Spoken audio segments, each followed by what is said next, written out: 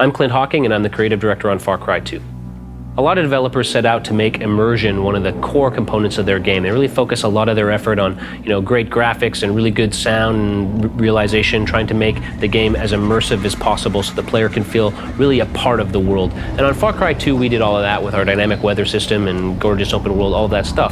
But what was more important for us was to immerse the player in the physicality of his avatar, to make him really feel like he is physically embodied in that world. So then he really feels the weather around him. He really feels the day and night cycle. He really feels like he's walking through these open savanna plains. He feels his physical presence in the world. Obviously, weapons are a really important part of Far Cry 2, and we really worked hard to make sure not only do we have sort of really punchy, firing and reload animations, but we also wanted to make sure that as the weapons degrade over time, you get to see the shaders become rustier and dirtier and muddier, and when the weapons jam and malfunction, you need to clear those jams, and you need to actually struggle with the weapon a little bit as it gets older. Eventually, you keep the weapon for too long, you keep using it even though it's worn out, it'll just blow up in your hands. So all of that's in service of really making the player feel a physical connection with the guns upon which his survival depends so heavily. Also, if you've got a 50 square kilometer open world, that means vehicles are really important, and we put the same amount of effort in making sure all of our vehicle animations were just as immersive and just as physical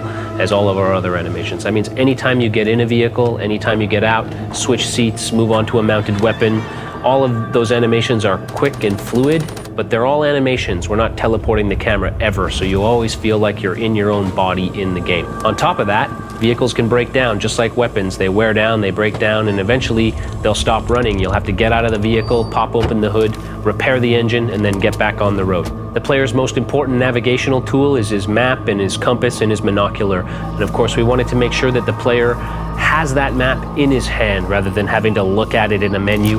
That means that the player can check his position at any time, he can navigate the world, he can see where he needs to go, see where his objectives are in the world using a paper map that he holds in his physical hands in the game world. Healing is another important way that we create a visceral connection between the player and his avatar.